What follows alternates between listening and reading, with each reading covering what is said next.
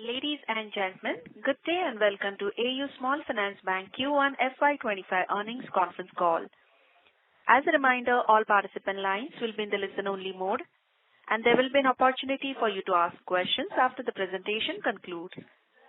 Should you need assistance during the conference call, please signal an operator by pressing star then 0 on your touchtone phone. Please note that this conference is being recorded. I now hand the conference over to Mr. Prince Tiwari, Head of Investor Relations at AU Small Finance Bank. Thank you, and over to you.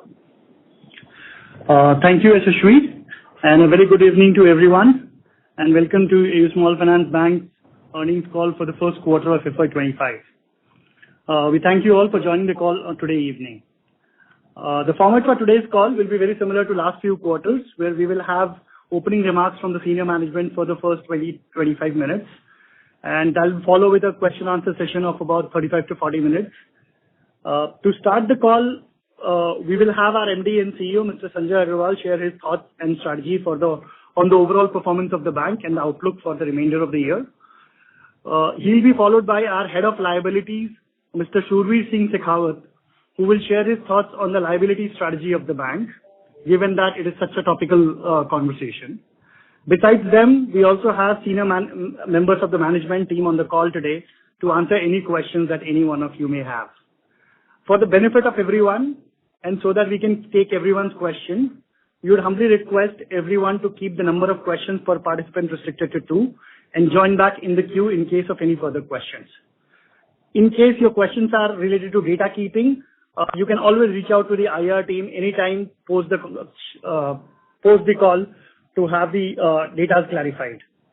With that, I now request our MD and CEO, Mr. Sanjay Agarwal, to kindly share his thoughts on the quarter gone by and the announcements that we have made and the outlook for the bank. Yeah, thank you, Prince. Good evening to all. Appreciate your patience, So, very happy to announce you that today the board has decided to file an application for the universal bank, and board has constituted the committee under our chairman, Mr. H.R. Khan Saab, and of course with the M.S. Ram Saab and Pushpinder ji, along with me, to review the application and file as soon as possible. I think this is a very important milestone for us, because a universal doesn't come easy, right? But we have done a lot of good job in last 7 years, done a lot of hard work on the street to come to this stage. So I really want to congratulate the entire supporter of us, in last 7 years of journey, be it government, be it regulator, be it our customers, employees, investors, for their wholehearted support, in our high and lows both. So very, very excited to see that how quickly we can file the application and move forward in our journey, Moving on to the present overall micro aspect is this, that we got the general election, and that made us very proud as Indian. It was done seamlessly. The volume which we handled in May and June in that heat is highly, highly appreciable, because it's not easy to handle 1.4 billion people. But I think our whole faith in our constitution has gone up, and I think continue to the government has given us a lot of hope, and I think the budget was in line, and to be very honest, and I believe that budget is very suited to the organization like us, who actually deal into the unserved and unreached markets. I think the effort around MSME credit and of course the overall approach to give affordable housing, focus on other housing, MSME, the industrialization, skill training will only help not only country, but your bank too, I think I don't want to touch much narrative around economy, it looks very promising, India is shining, India is growing, India is confident, and I believe your bank is building themselves, to really arrest or, take all the advantage in times to come. So very happy in overall sense, how the quarter has gone. In overall business side, we already narrated our strategy in March and of course the last quarter in April, that, we'll be focusing more on in terms of low cost deposits. And in our deposit strategy for last quarter, we reflected in a way that the deposit, the cost of money has gone by 7 bps, and we haven't grown our deposit book because we preferred cost over the volume. And I think overall narrative on deposit, the strategy and everything, I think Shurveer will tell you more after my call. But overall, if I see, the deposit numbers, the overall retailization, the CASA, the cost of money, in terms of building the entire deposit franchise, we are very happy that we are on some path. And that path may be difficult as of now, but we want to work on this path, for some time so that the actualization of deposit franchise, we should get it in times to come. But overall, I would say deposit is not easy, but it is also not difficult. And the quantum we want to raise this year, I believe that the team will deliver this. And we believe that we'll also save some cost around it, Shurveer will let you know more about it, right? But other than deposit, if I see assets, I think our asset strategy has really executed well. We narrated that, our focus would be on high yield asset. And this year, the target is around 60,000 plus kind of disbursement, out of which 20% disbursement has been done in this quarter. And the yield on this disbursement is around 15.8, and which is considerably around 250 basis point up from the last quarter. It was a standalone quarter, but I think this jump is enough to arrest any kind of pressure on yield, so I think that is there. And in terms of momentum, be it vehicle, be it SBL, microfinance, commercial banking, affordable housing, all has very promising numbers, and I think first quarter actually has surprised us in terms of disbursement because generally it happens around 16-17%, but this time it has up around 19-20% of the overall target. So, of course, the asset quality also, in my opinion, remains very strong. As we narrated guided in our March call that, overall we believe that the kind of market we deal in, the kind of yield we deal in the assets, normalized credit cost would be in the range of 1.10, 1.15. This quarter it remains around 1.2, 1.25.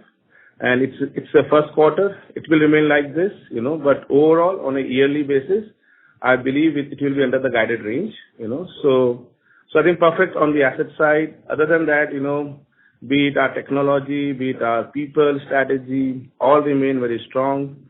Merger is also going on well, be it people, product, technology, all are getting integrated as per plan.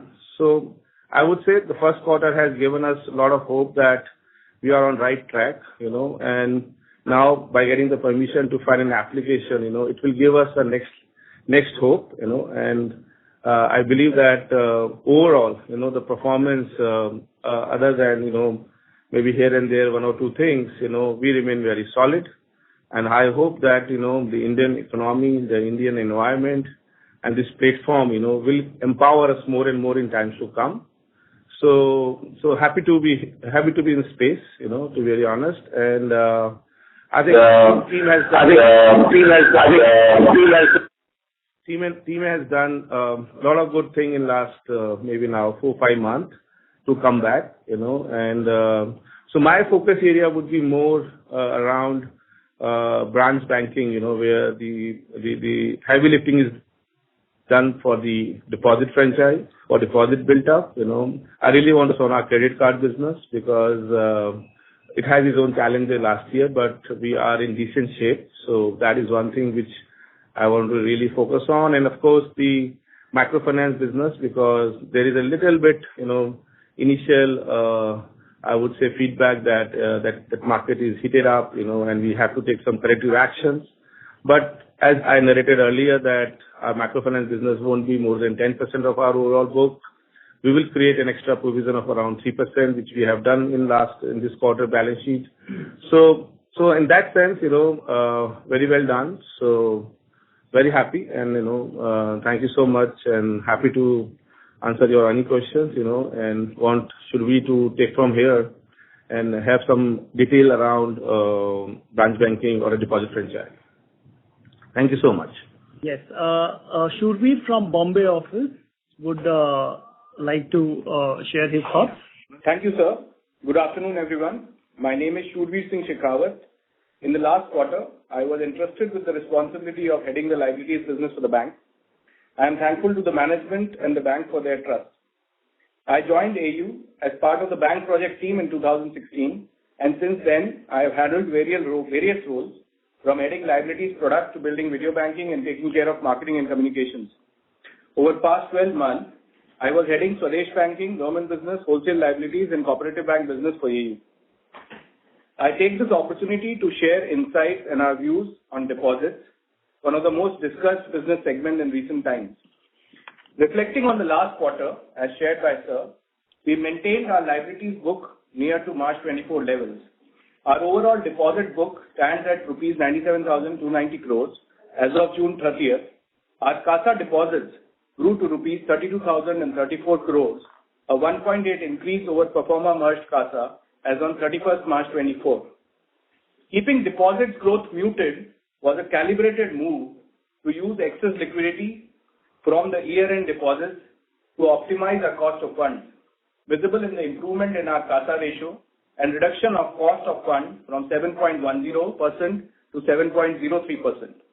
As part of this strategic decision, we did not renew approximately 1,000 odd crores of expensive deposits during the quarter, mostly from erstwhile Fincare Small Finance Bank. We also optimized our savings account rates, reducing them in lower buckets to better align with the overall cost strategy. Almost 1% reduction in 1 lakh to 5 lakh bucket and a 0.5% reduction in less than 1 lakh bucket. We are closely monitoring the market liquidity and adjusting our approach accordingly to balance growth at optimal cost. In Q1 FY25, the market liquidity situation remained tighter, with significant rate competition in the market. We competed with mid-sized universal banks with our term deposits and savings account rates almost at par with them. Term deposits remain a real benchmark of rate competition. On retail term deposits, today, large banks are priced around 7.2 to 7.4%. Mid-sized private banks are closer to around 8%, similar to our rates, and smaller banks are priced around 25 to 50 bps higher. Even in short-term tenors and bulk term deposits, large banks are aggressive, making rate competition intense. There has been a lot of discussion around the financialization of savings in India, with shift towards financial assets like equities and mutual funds. This trend towards equities and mutual funds and SIPs is at early stages and is expected to grow.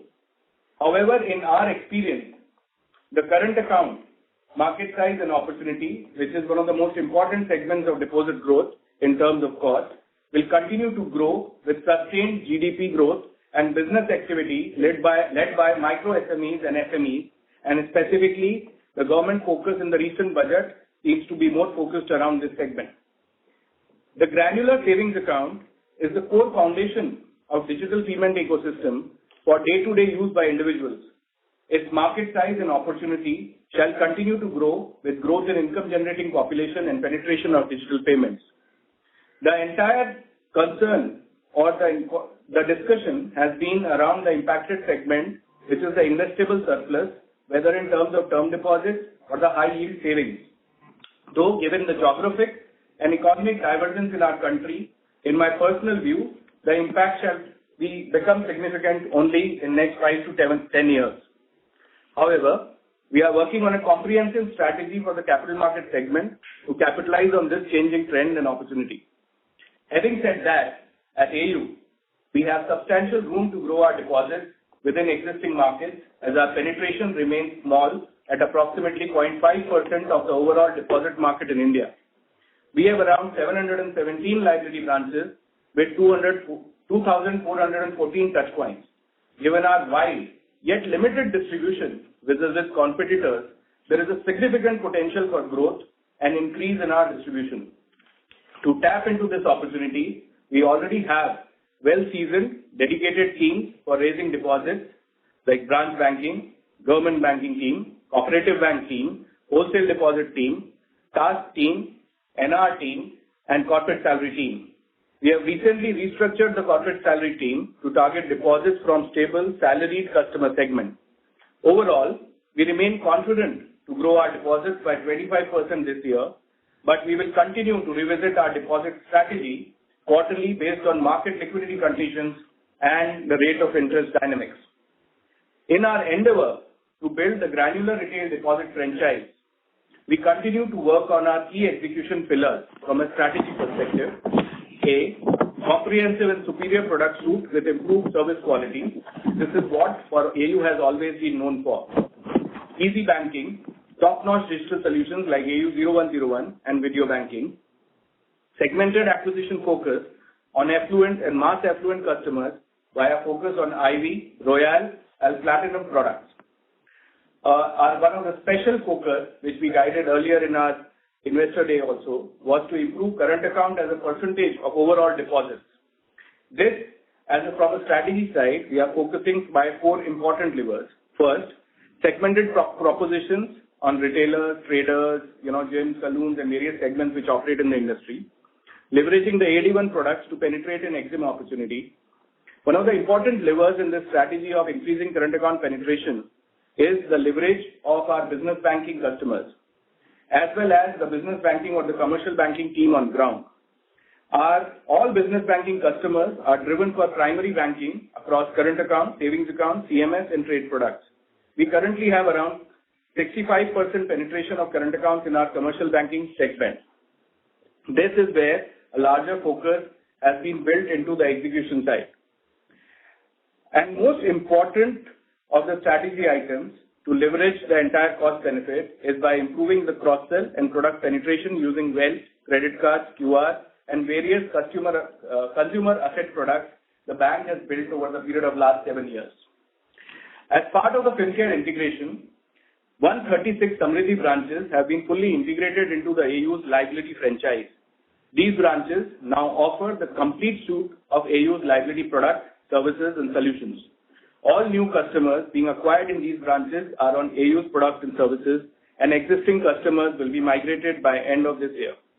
We aim to achieve approximately 2,000 crores in acquisition from these branches, which are aligning with AU's productivity and should reach similar run rates by Q3. During this quarter, we have opened 11 new branches and launched 8 new products around EXIM and trade related with AD1 opportunity, revamped our senior citizens savings account scheme. During last quarter, we also established new partnerships with Bajaj Life Insurance and Star Health Insurance, broadening our range of insurance products and partner availability for our customers. We continue to enhance our digital wealth platform and have launched feature where a customer can holistically view his entire MF holdings across all platforms at one place. We have also introduced on the wealth side the GIFT City-based investment solutions for our HNI customers. Our focus on branch profitability will leverage the comprehensive product suite we offer to cross-sell and upsell to liability customers, aiming for branches launched until FY20 to break even in FY25. In summary, we are well positioned to leverage our competitive advantage of 360-degree complete and superior product suite, segmented multi-sales channel teams, well-established high-performance culture to optimize our costs and drive profitability in the coming fiscal year. However, as we move forward, we will adapt to the market forces which will define the liquidity and cost of funds. We are cautious on how the rate competition spans up during the year, but are confident that given our strength, we should be able to deliver on our deposit targets and numbers. Our core endeavor remains raising low-cost, stable retail deposits with high customer engagement. Thank you. Prince, over to you. Thank you, Shurveer, and thank you, Sanjay. Yashasvi, we can now open the call for question and answers. Sure, sir. Ladies and gentlemen, we will now begin the question and answer session. Participants who wish to ask a question may press star and 1 on their touchtone telephone. If you wish to remove yourself from the question queue, you may press star and 2. If you are using a speakerphone, please pick up your handset while asking a question. This is required to ensure optimum audio quality on the call. Ladies and gentlemen, we will wait for a moment while the question queue assembles.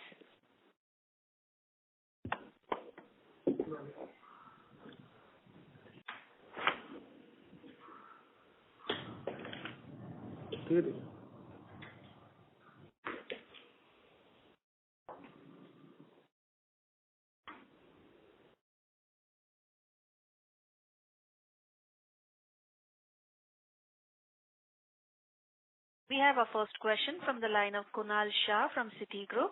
Please go ahead. Yeah, congratulations for 1.6% ROA in the first merged quarter as well as the Universal Bank. So first question is on Universal Bank licensing application. Okay, so any timeline which you would want to suggest wherein we'll make that application?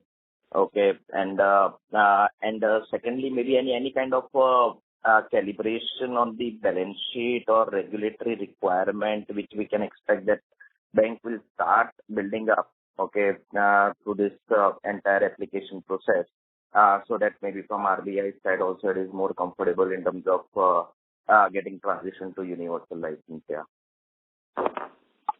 Yeah, hi Kunal, thank you so much. So Kunal, we'll be doing application as soon as possible. So I can't set the timeline today because we got the approval 2 hours back only. But team is on the job, so we expect, maybe in August only, we should be able to file. And so that is point number 1. In terms of second, I don't think because we are scheduled commercial bank, all regulatory, everything remains as per scheduled commercial bank, so we don't have to do anything honestly to get the license, in terms of balance sheet built up or building anything extra. So there won't be any extra cost to do this. It will be very normal transitioning, from small to, I don't know, we can't be called AU Universal Bank, it will be AU Bank. So it should be a very simple process. Of course, regulator will take their own time. That also I do not know as of now, but it looks because the transition guidelines are very clear that who can apply and who are eligible. Under that we have gone and took the board approval, and now Mr. H.R. Khan Saab, the chairman of board, himself will supervise the entire process of filing the application. So I think we are in good shape. Sure. And second question on ROA. So in fact, what we guided for in terms of the full year, we are almost there in the first quarter itself. We indicated that maybe margins, we could see some moderation, cost to income would also maybe get towards closer to like 63 odd %. And credit cost instead of 120 basis points could be like 110, 115. So broadly fair to assume that this will be the stable level of the ROAs, or are there any levers available to improve from here on through the fiscal? Kunal, I would say again, very early in the year, this is just first quarter, not much unknowns, lot much variables which we will not able to control as we move forward. That is my sense, so we really want to stick to our earlier guidance that we should defend our last year ROA, which is 1.6, But I can assure you that I'm not seeing any vulnerability around our asset quality. It is as per prediction, as per our business plan, which we had figured out very early in the year. That is absolutely going through that.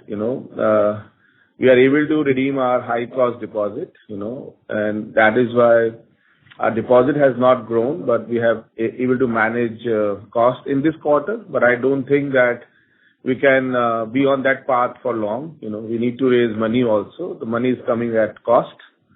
So, but at what cost, again, is a variable. So we really want to be very honest here that, we should not have any exuberance because of first quarter result. is a tough time in my opinion in overall sense about liquidity, deposit competition and all those things. So really we want to be more safe than aggressive there. And other than that, asset, strategy is absolutely in place, So be it wheels, SBL, housing, gold, microfinance, being our retail asset, our distribution is well in place. We are around 2,400 distribution point, right? Entire pan-India presence. So I'm hopeful that this distribution not only will help us for this year, maybe for next 2 to 3 years, I'm very confident about our asset franchise, both in terms of volume, yield, and asset quality, So that's my sense. So let's go more deep in the year, and then we'll able to comment that how our ROE can be panned out. But as of now, we stick with our earlier guidance, that is 1.6 ROA. Okay.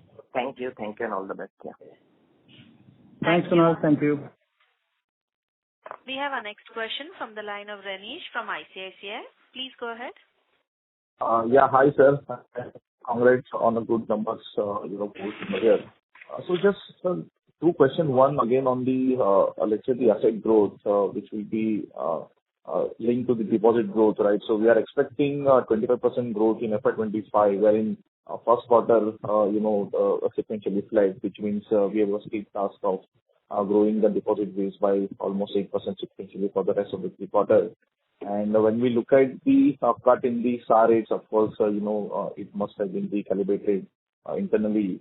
But do you foresee a risk to the asset growth if the deposit growth the way we want it to be, if that doesn't happen? I think good question. So one data, which is clearly in our favor is our CD ratio. So we are around X refinance of assets. If you take the refinance assets out of the calculation, then we are around 84%. So that gives us room, to have that belief that, we will build deposits. So, and again, I would say that, if you ask me what the real challenge is maybe around costs, not the volume. So I believe that, we will able to build around 25,000 crore of deposits, in next 9 months, but I think the real challenge can be the cost, right? So that is why, I don't think that it is a serious challenge on our asset growth, because then we have to take a call that, can we handle 10 bips? Because that's why I'm saying you that, I don't want to visit our ROE expectation for this year. Like if we able to raise a deposit at that rate which we have raised in last quarter, our ROE will go up, right? But that is why I want to take that margin with me that, even I go up in my cost in deposits, I can defend my ROA, right? So I don't think the risk is there on the growth, the risk may be on the NIM, but and that is why we have playing our ball that, our ROE should be in the range of 1.6, so, but even things can go back from here also. So we will come back and tell you people that, what is our ROE in next quarters, right? But as of now, I don't think any risk around our asset growth because of deposit. Right. And is it fair to assume that as you stand today, there is no risk to NIM as well? I mean, or you would like to, let's say, reassess or revisit some of those metrics in Q2? Sorry, you want to comment on this? Yeah. So Renish, before I get on to the NIM question, just one more data point to your earlier question, just for the benefit of everyone. If you go back and see last year as well, in the Q1 we did not grow we chose not to grow our deposits, right? In FY23-24. And then we went on to grow our deposit by 9% and 9% in Q2 and Q4 and 7% in Q3. So as Sanjay ji articulated, and last year we raised between FinCare and us 20,000 crores. This year the requirement is 25,000 crores. With the expanded distribution, we remain confident. The question is all about cost, right? So just to put that number out there.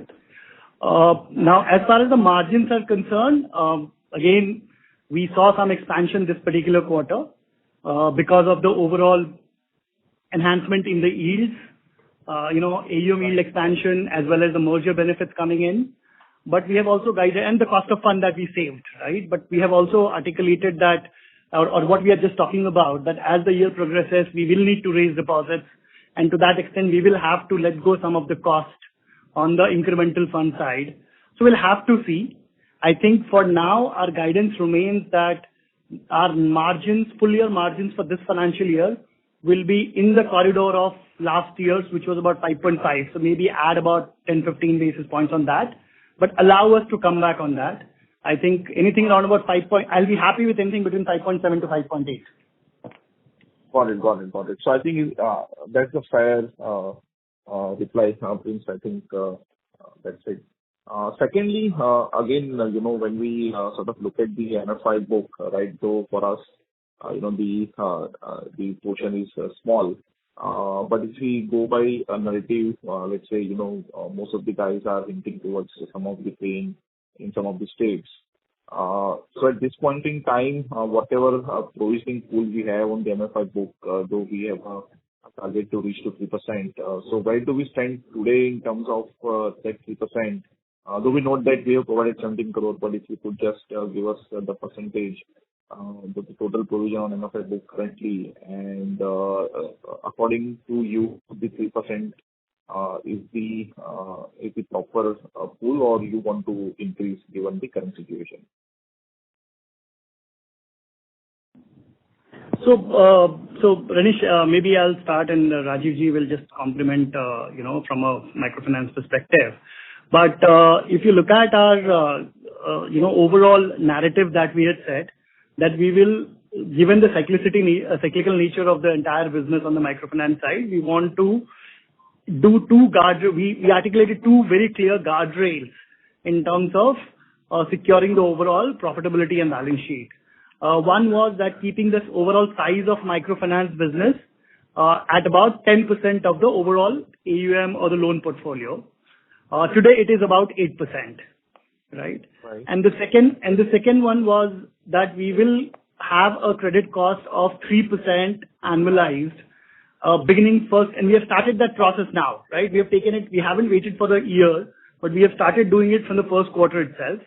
So of course, I think for the full year, you will see every quarter we taking some amount of provision, which is over and above whatever will be required, so that the total is 3. If the requirement is more than 3, then obviously we'll take more than 3. But at least, so in this quarter, and maybe Rajiv ji can talk a bit about the microfinance business itself, what the overall view and credit cost. What's the total provisioning we have on MFI today?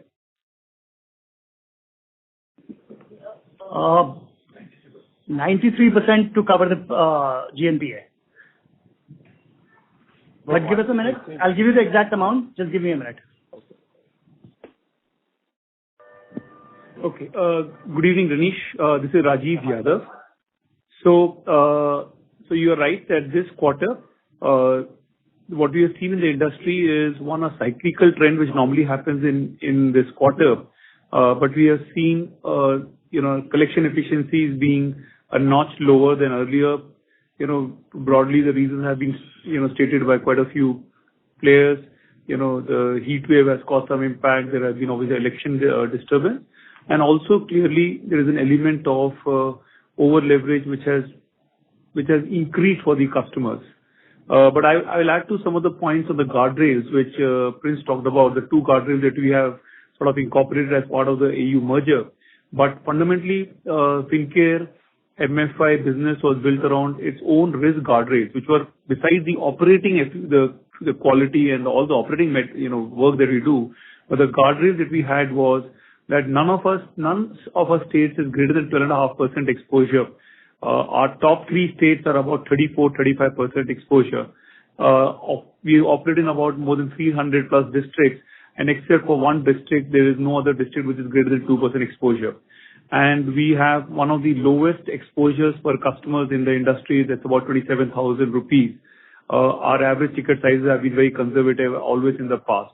So with these guardrails, what we have sort of enabled that if we have little bit of collection efficiency pressure in some areas or some districts or some states, we'd be able to hold our portfolio quality much better. On the credit cost, as such, we had a credit cost over 2.2, 2.3 on gross advances. This is after removing the securitized book, and the remaining 0.7% was built in, on the as a special provision. So fundamentally, we had a bit of a credit cost increase, but otherwise, we are working towards stabilizing the collection efficiencies like we normally do in other quarters. So is it fair to assume that, let's say, July, first half is better than April, May, June in terms of collection or delinquency, whatever metric you track internally? On early trends, it is definitely a little notch better, but I would say we'll have to wait for some more, time for us to comment on that. And Ranish, the provision number on the overall gross NPA, excluding the write-off, is about on the microfinance book is about 67 crores. So 17 plus 51. 70%. Okay. And these are total provision pool, right? Excluding the write-off. If I add the write-off, because we also do technical write-off. So if I add that, then it goes to 93%, sorry. Got it. Yeah. Okay. Thank you. Thank you, and that's all. Thank you. We have our next question from the line of Nitin Agarwal from Motilal Oswal. Please go ahead. Yeah, hi. Am I audible? Yes, Nitin, hi. Yeah, hi. Good evening, Sanjay ji and team. Congrats on good results. Good start to the March numbers with this quarter. I have two questions. One is on the disbursement yield. Like if we see there is a pretty good increase over the last couple of quarters. And I recollect that for a good time in FY23 and early 24, we were not able to raise the disbursement yields, and our portfolio yields were also like flattish at that point. So has competitive intensity come down, which is now enabling us to increase the yields? And do you see any implications of this from asset quality perspective? Our system in general is witnessing some rise in delinquencies. Yeah, hi, Nitin. Okay, Bhaskar, you want to address? Please go ahead. Yes, sir. Hi, Nitin, Bhaskar here. So, essentially, Nitin, if you look at it, starting of the quarter 4, which is January, February onward itself, we had started inching upward. And when we kind of made that presentation in the month of March, the strategy document was in preparation a while earlier, right? So we kind of, in all the 3 line of business, essentially wheels as well as MBL as well as SL, the what do you call it? The word out on the street was that we'll have to inch upward. And also, it that did so happen with the cost of funds going up for all, we have more NBFCs in our market in all the 3 product lines, and all of them also increasing their lending rate also did help the cost. And also the fact that given our entire core rural landscape with the application of the vehicles that we do with the kind of profile that we kind of handle, we really had this room to nudge it up a little, and then we have kind of kept following up there and did that we have undertaken that step. And to whether it leads to any kind of whether we have moved to high risk asset class, the answer is no, Nitin. We have been doing the same thing over the years. So it is really working in the same area. We're just nudging up the rates a little up in the applications that we handle. Yeah, thanks. Yeah, okay. Nitin, my whole assessment is this, that the market is, the intensity has gone down because the rate has gone up, even I think the NBFCs are struggling to get the desired money to fund those markets. So I would say the intensity has gone down, and we as a bank also has regrouped ourselves and has taken this as a challenge that, let's go back to our older days and, let's price the risk, let's look for high yield assets and let's not be in the part of the race, So I think that strategy has really worked in last 2 quarters. And so be it vehicle or MBL/SBL, affordable housing, business banking, agri banking, every team has built their book on a better yields, So, and I think as we move forward, I believe that if there is no interest rate cut in this year, there might be a possibility that we might have more room to increase the yield, So I think it's both. The intensity is going down, and we as a bank has regrouped and focused are on our core, and so that is the one. But I don't think that this will eventually go and hit our asset quality.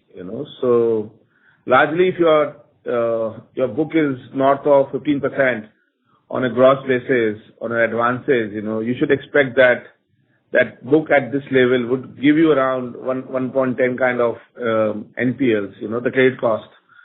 So I don't think that at this level, there is a possibility of any asset quality issues. Of course, the last 3 years or last 4 years of very good days of not having any credit cost, are not there. There is an normalization of credit cost as we move forward, but no early bad signs or anything, So that's my sense, I hope it clarifies. Yes, Sanjay, it certainly clarifies. One other question is on the... And Nitin, we are not in an unsecured space at all.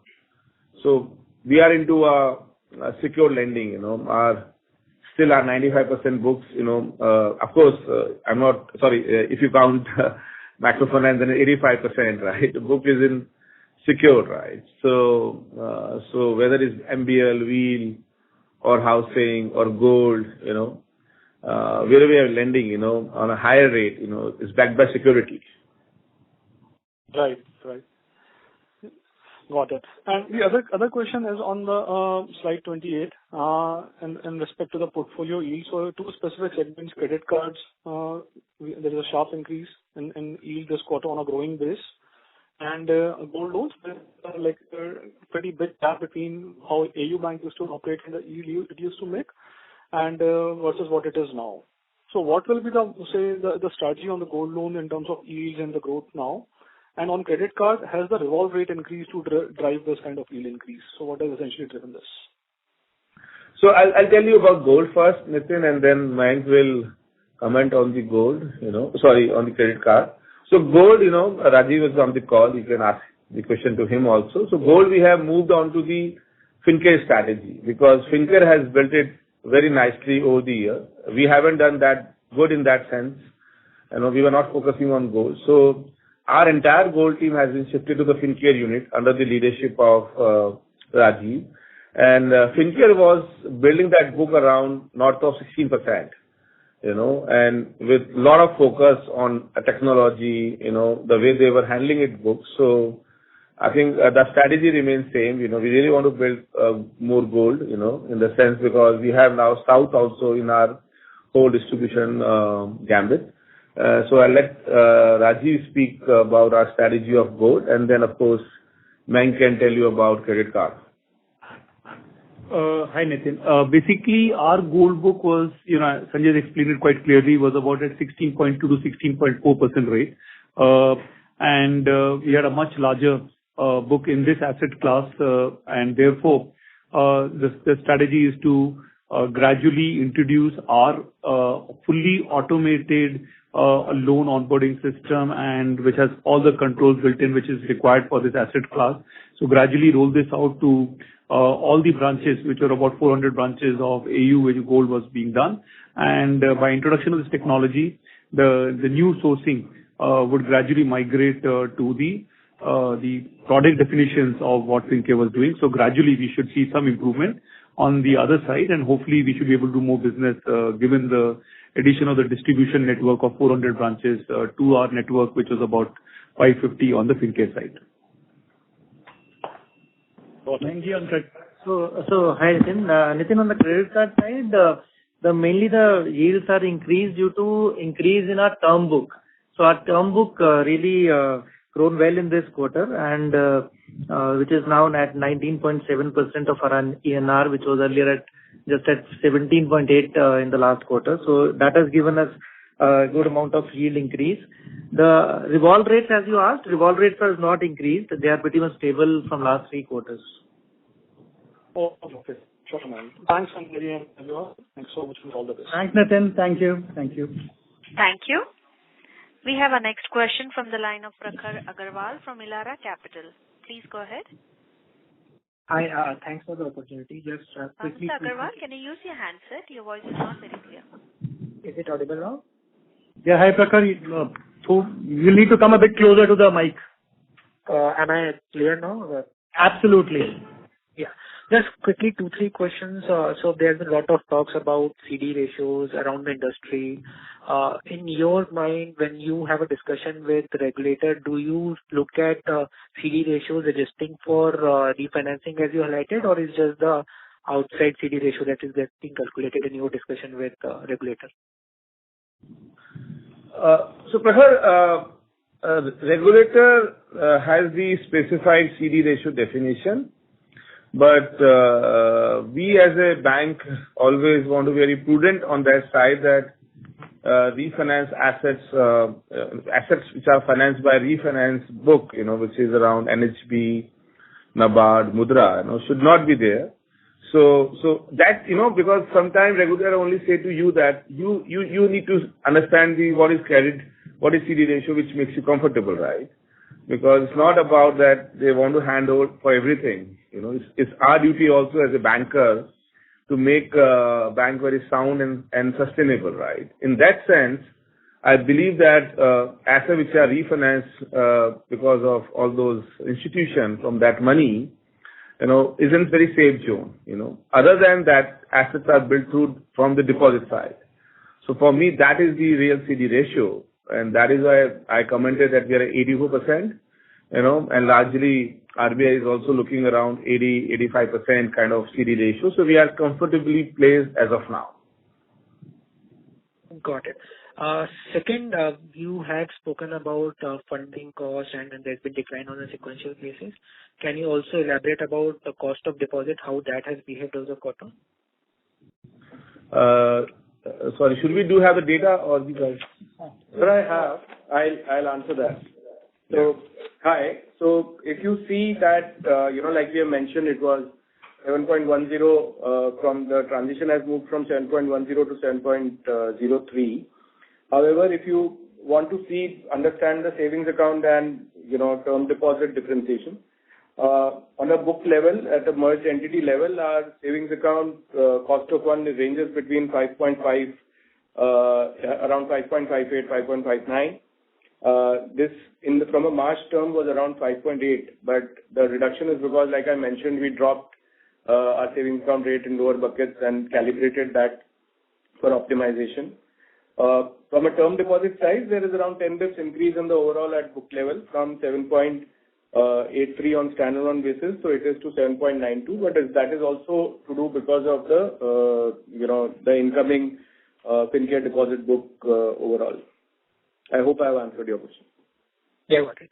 Just one last aspect in terms of liquidity. You generally mentioned that you have used excess liquidity. How do you generally look at from a liquidity perspective, from a balance sheet perspective, and analyze what is excess and what is in your mind when you look at from a steady state basis of what should be ideally the number that you should keep in mind when you look at from a liquidity angle perspective?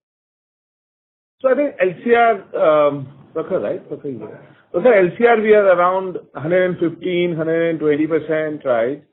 Our ALM is perfectly in the shape, and as you know that we don't have that large, in the sense that we don't have a large wholesale book, our CASA plus retail TD, the new definition, plus the non-callable wholesale deposit is close to 80%, 84%, right? So we don't carry that kind of vulnerable money with us, right? And so we are very comfortable the way we are building our treasury and entire matrices there. So you guys want to comment on this? Yeah, hi, Prakhar. Additionally, as we mentioned, we keep, other than LCR, we keep high quality liquid asset also always, which are comfortable at the moment.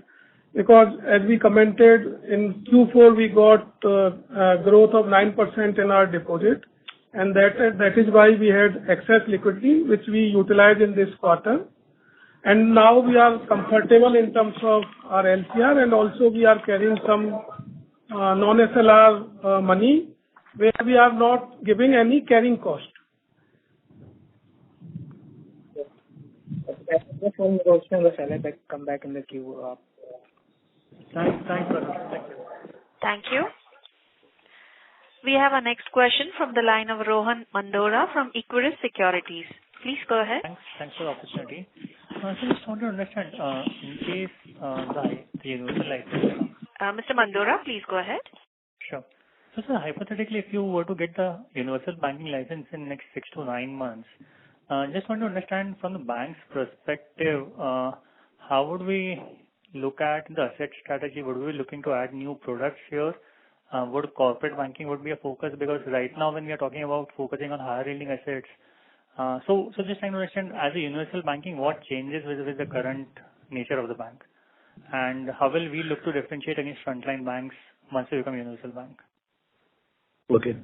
So my friend, why hypothetically, we should become, right? Yeah, you should, but no, so on a lighter note, but I want to keep this because we are still in the process of building the application, and Mr. HR Khan Sahab will supervise that. So I think the entire strategy will be discussed and then will be put in the application. So I think we should wait for another maybe 3 to 4 weeks to really come out clearly on this agenda.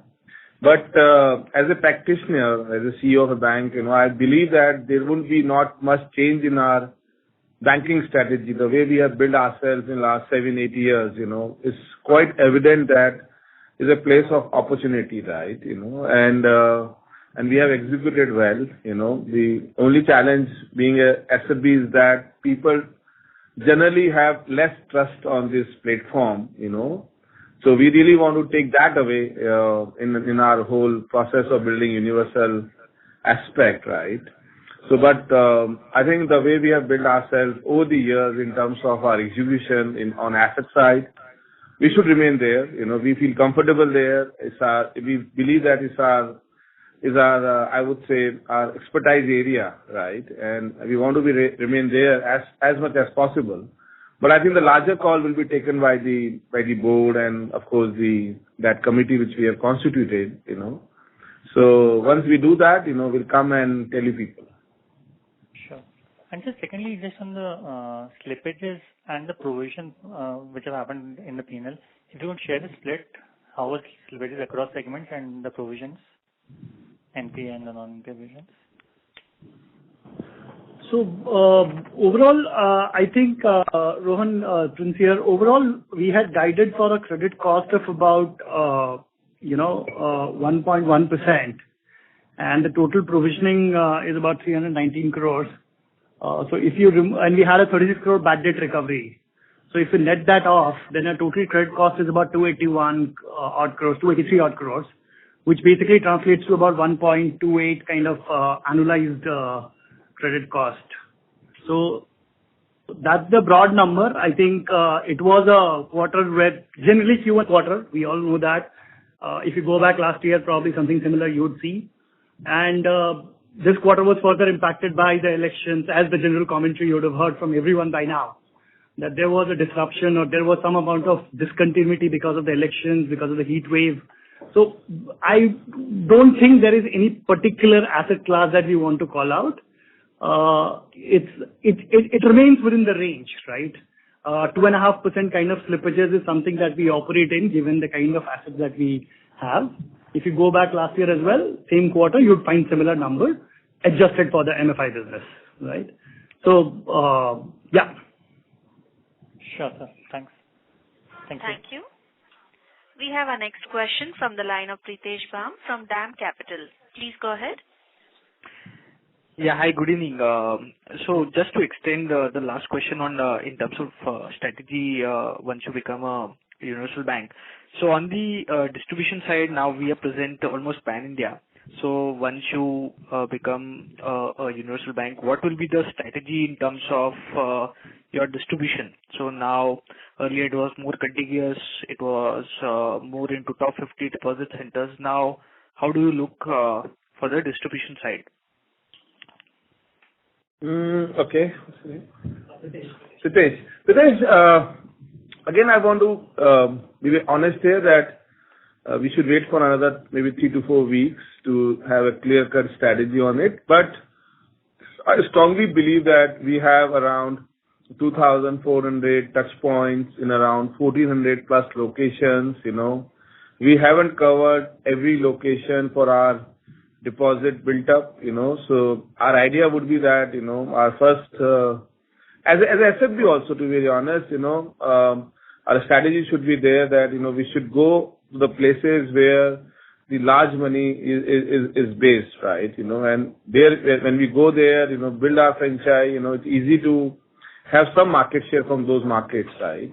So our strategy of building deposit franchise more in urban and more in kind of cities where money lives, will continue, and but I believe that universal bank license will give us that kind of awareness or positioning that, this bank can be trusted more, our acceptance will move up, our brand acceptance will move up, and lot many other areas which we are not as of now, like, we are not at all in our corporate salary accounts. We are not much in our NR deposit built up. Our area license has just come in. The entire export community will also get stitched to us.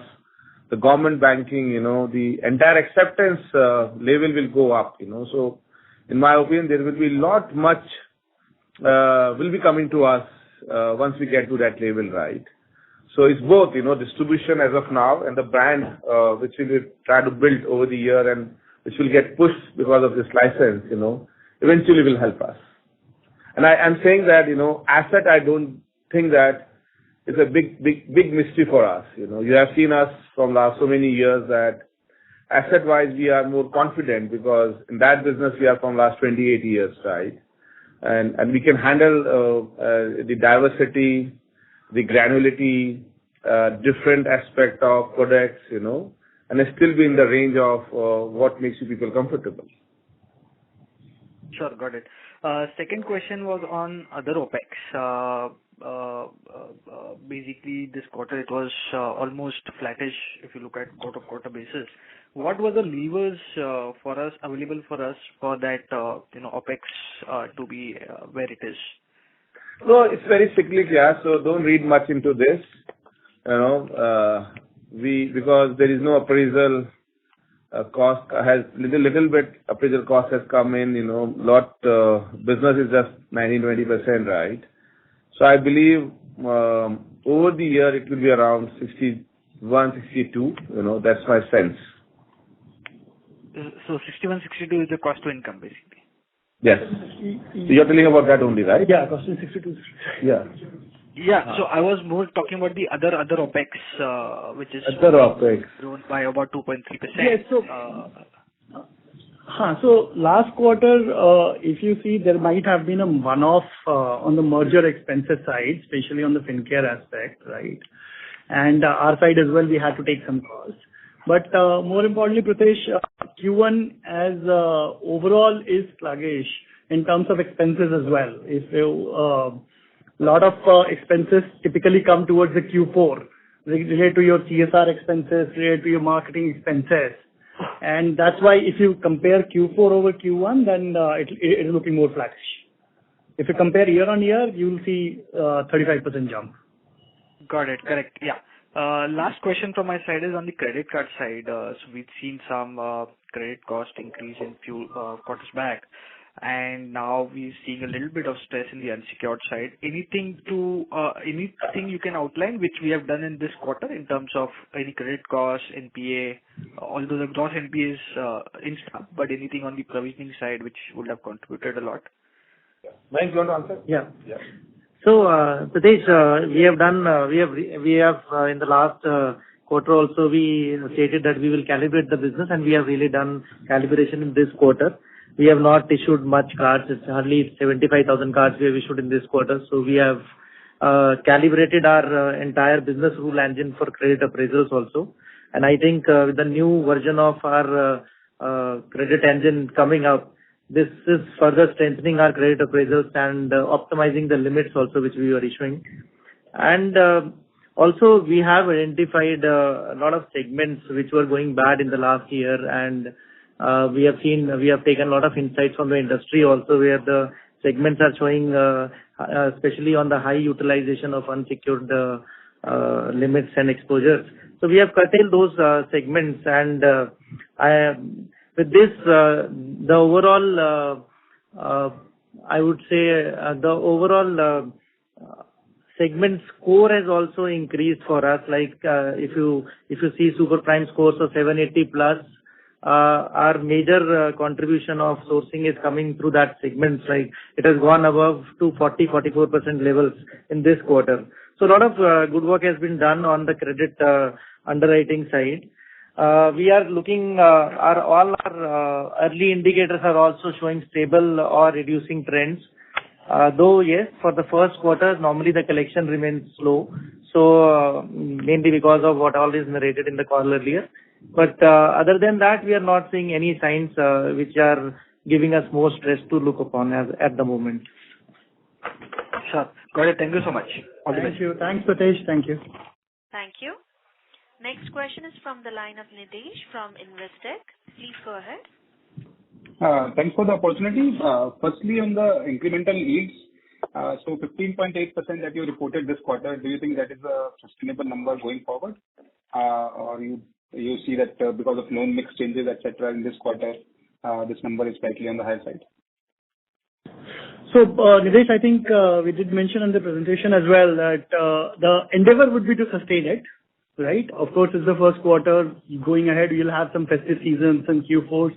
So there might be few bits here and there, but I think the entire effort is to ensure that we can maintain these kind of disbursement levels and yields. Sure. Secondly, on the credit card business, the 75,000 credit cards that we've issued, is this the new normal, or because I think for the full year we have guided for around 6 lakh credit cards? Yeah, no. I think for the full year, we remain on very similar to last year number, around 5 lakh cards. So it will pick up as we go along the year. Sure. And lastly, can you quantify the credit cost in the credit card business for the quarter? The quarter was a bit seasonal, but I think for the full year we have guided for anywhere between 6.5% to 7%. That should remain. Okay. Thank you. That's it from my side. Thank you. We have our next question from the line of Sameer Bhise from JM Financial. Please go ahead. Yeah, hi. Thanks for the opportunity. Just a question on fees, especially the general banking fees. I understand there is an impact of the merger, but it looks particularly strong for 1Q. Any specific reason there, and how should we look at it going ahead? The fees, right? Prince, you want to... Sorry. Prince, the fees. Yes. So on the fees overall, sorry, Sameer, right? Sameer, Prince here, sorry, I just got distracted a bit. For the overall fees, I think we delivered about 1.7% of assets this particular quarter. And if you see last full year as well, we were around 1.7% kind of level. So we do hope that we can sustain that number, if not grow. Because credit cards, bank insurance, wealth, the entire... Yes, Sameer. So I think I would say our other fee, is coming up, right? And there is no one-off, so there is no PSLC, there is no treasury profits, it's based on the business volume. So our processing fee or the insurance income, the AD income, I would say that this income will only go up because we will get traction in our AD1 business as we move forward. So I think the other income, because we don't have much options other than this, right? So like wealth product is also coming up, but it will take one more year to really give you some numbers there. But very focused on the other income side, and team is doing a very good job in that terms. Sure. Thanks. And secondly, in terms of write-offs for the quarter, would it be fair to say that larger proportion was triggered by the microfinance book, or it is well spread? Predominantly microfinance and credit cards. Okay. Fair enough. Yeah, that's all from my side. Thank you and all the best. Thank you. Thank you. Next question is from the line of Ashlesh Sonje from Kotak Securities. Please go ahead. Hi, team. Good evening. A couple of questions from my side. Firstly, on the outlook for cost of funds, you have guided for a 35 to 40 basis points increase in cost of funds for FY25 over FY24, which means your expectation is that it will be around 715 to 720 for the full year, whereas you are currently running at around 7%. What makes you think it will go up by that much over the rest of the year? No, I think, again, nobody knows, brother, right, how the rates will inch up, I think today only we saw HDFC Bank, the big boy, raising around 10 bips or maybe 15 bips or 20 bips on their deposit, right? So we really want to be really honest on this call that we don't want to derail our asset franchise. We really want to build our asset franchise. And we don't want to be, I would say, overprotective around our ROA. So we want to be in the range of 1.6 ROA because in case the cost goes up, we should not surprise market at all, right? And so if it remains positive the way it remained in quarter one, then there would be an upside in ROA, that's for sure. But I think money is coming at cost, and we don't have that much ammunition with us that we can survive on this cost for 2 quarters, right? So we need to raise deposits, so we need to price it. So, and that's a unknown, that's a variable which we can't control as of now. Of course, Shurveer and team is doing, and of course, led by Uttam, will do much heavy lifting around the CASA, the retail TD and all those things, but still, we really want to remain in one zone. So that's the sense, that we want to really be guiding you that, maybe around 35 bips, our cost can go up, So that's the overall around it. Okay, understood. So secondly, if I look at your NP ratios in select segments, they seem to have inched up a bit on a sequential basis. Like PL is up 70 basis points. Even in the MBL book, it has inched up by around 60 basis points. QOQ. Can you elaborate a bit on this increase? What is driving? You want to say the cyclic or the sequential? Sequential, it will go up because it's the first quarter. The first quarter, this time it was general election. It was quite a heat in North India. Generally, quarter four remains very strong in overall retail industry as a structure. So I don't think we should read much about it, And so I would say that I'm quite confident that we'll remain in the guided range in whole year, right? Just that the increase seems a little on the higher side this quarter. That's all. No, sir, not much. Not much. At least MBL also had a merger of the FinCare book. So both the books have come together. Okay. So yield would have gone up. Then yield would have gone up because FinCare was doing a SBL business around 18%. So you need to price the risk also there. So that's why I'm saying the NP data are relatable, right? It is based on our risk profiling also. So understood. Perfect. Thank you, sir. Yeah. Thank you.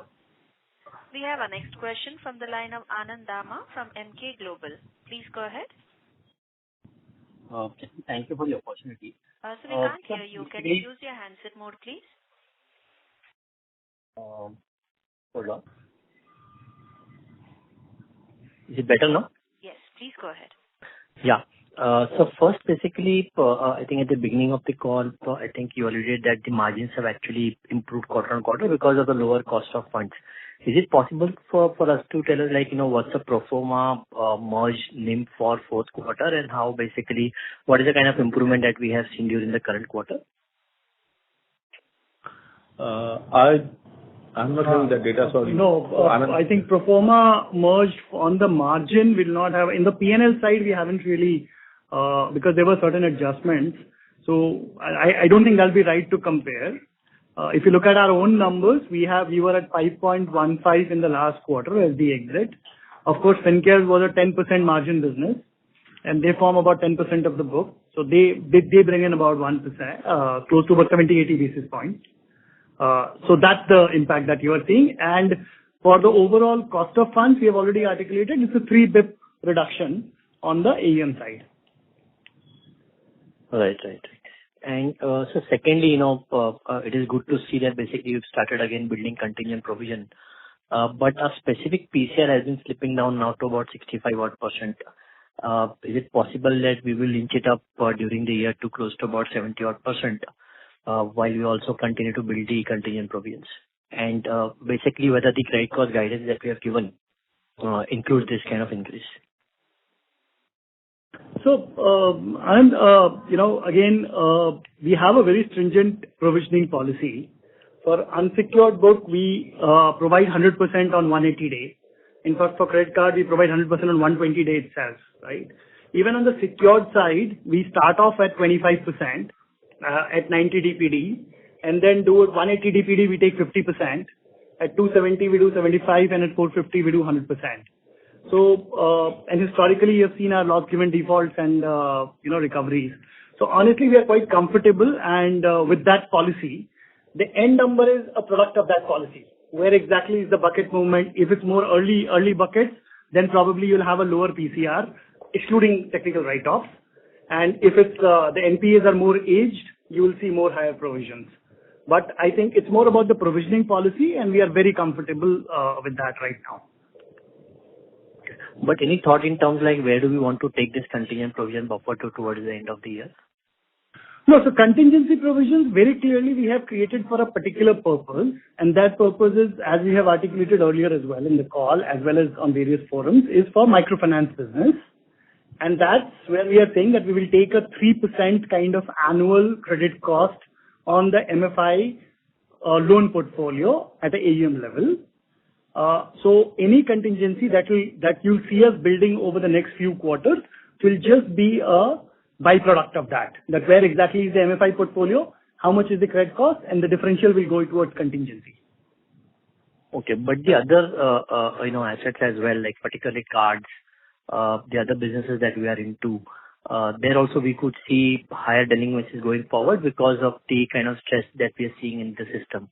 So do we plan to build some buffer over there as well? Not really, because I believe that AU is around 85% secured, right? So, and unsecured part is, including microfinance, is not more than 15% as of now. And that will remain for this year. So I think, and in our secured book, of course, the PCR is around 65% or 70%, what you're narrating. But actual credit card is just 50% of that, right? So I think we are adequately covered. Our overall, in terms of NPA and the provisioning is very well covered. Yeah, I mean, on credit cards, we provide 100% at 120 days. How conservative can we get? Okay. Sure, sir. Thanks a lot. Thank you. We have our next question from the line of Param Subramanian from Nomura. Please go ahead. Yeah, hi. Thanks for the opportunity and congratulations on the merger. My first question is on the credit cost and along with that the ROA guidance. So what I heard was that, the 1.3% credit cost we've seen in this quarter, you're guiding that it will come down to 1.1% by the end of the year. We really need that to work because you're talking about, the margin also moderating, in order to meet the ROA guidance of 1.6%. So how confident are we that, this number will roll off? Because considering, the credit cost or the write-offs we are seeing, you pointed out is in segments like credit card, MFI, where we are seeing, the trend line moving upwards, right? So, yeah, that's my first question. Yeah, so I am confident, of course, there are There may be some unknowns, variables, which we do not know as of now, but our track record says, our overall calculation says that, and being in secure asset mode, and we know that quarter one always been not so good in terms of collections because quarter four always remains so high. There is a tendency of some slippages, which we have also seen in this quarter. But there will be a strong pull, as we move forward in quarter three, quarter four of this year. So, I think we should not surprise negatively on an overall sense. So, if you ask me, I am more than confident that, our credit cost should be in the range of 1.10 on a year basis, which will include the contingency provisioning for MFI. That's one sense. And and of course the ROA, again, there is a room of some kind of upside there, but don't want to take that exuberance as of now because again, little variable, little unknown in the cost of money as we move forward. So we really want to build a business, in the sense that let's do a north of 60,000 crore of assets, let's do some kind of 25,000 crore of deposits, let's build a decent asset there, I think that sense is more prevalent, than a small number here and there, because I know in long run, as I'm commenting that first 10 years of any bank always remain crucial, right? And that foundation we are laying of building I would say very decent asset, in terms of overall, which has the risk pricing in place, right? So, and of course, how the deposit franchise built up, through retail, through entire metrics, being it CASA, CD ratio, LCR. So I think we are learning every day, to be honest, right? So I think both numbers are defendable in my sense. Just 1 point, Param, for everyone's benefit. This 1 point, and just to clarification point, this 1.1% credit cost that we are talking about all through the call, this is on advances, not on the balance sheet. It's 0.8. Balance sheet, it will come down, accordingly to 0.8 or 0.85. Yeah. Got that. Yeah, thanks, Sanjay, sir. So just a couple of other questions on this. Since you said there is, some upside possible on the ROA, sir. So if you could quantify maybe, if you worked out on the PSLC side, what kind of income can we generate, post-merger? And also you took a, board approval for a capital raise. If you could talk a bit about that. Is there any plan around this? Because your tier 1 is very healthy. Yeah. No. Capital raise resolution is a very routine. Enabling. It's an enabling one. So we don't envisage any kind of capital raise in this FI. Okay, perfect. That's very clear. And on the PSLC piece, any working, because last year Param, was I think also zero. Yeah, Param, PSLC we see each quarter basis. So whenever we see there is opportunity for assignment or securitization also, we did in first quarter. So we always see what we will do. If we see some cost benefit, we do securitization assignment, IVPC. So I think we'll see at that time if we will have any excess portfolio, we'll see either PSLC or securitization.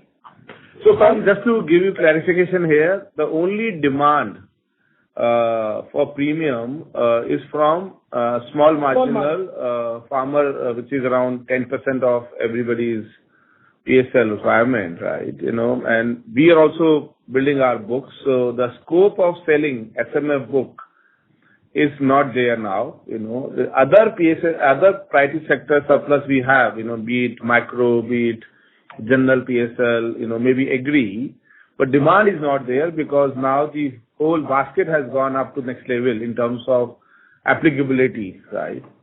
So I don't think that in the longer run, PSL can have not much revenue as other income, right? That's my sense, but let's see. Let's see. Yeah. Yes. Okay. Thank you so much, sir. Very helpful. Thank you. All the best. Thanks, Param. Thank you. Thank you. Ladies and gentlemen, we'll take that as last question for today. I now hand the conference over to Mr. Prince Tiwari for closing comments. Over to you. Thank you, Yashaswi, and thank you to all the analysts and investors for participating in the call and asking your questions. Hope we were able to answer them to your satisfaction. In case you want to reach out for further clarification questions, you can always reach out to the IR team at ir@aubank.in. Thank you so much. Good night. Thank you. On behalf of AU Small Finance Bank, that concludes this conference. Thank you for joining us, and you may now disconnect your lines.